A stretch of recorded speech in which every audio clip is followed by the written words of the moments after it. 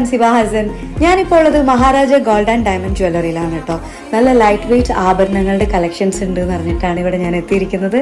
ശരിക്കും amazingly beautiful ആയിട്ടുള്ള നല്ല ഒത്തിരി കളക്ഷൻസ് ഇവിടെ ഉണ്ട്.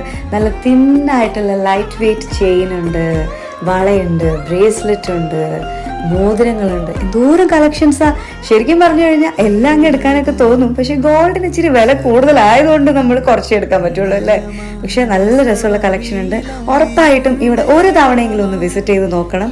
എന്തോരം കളക്ഷൻസാണ് ഉള്ളതെന്ന് അപ്പോഴാണ് അറിയാൻ പറ്റുക.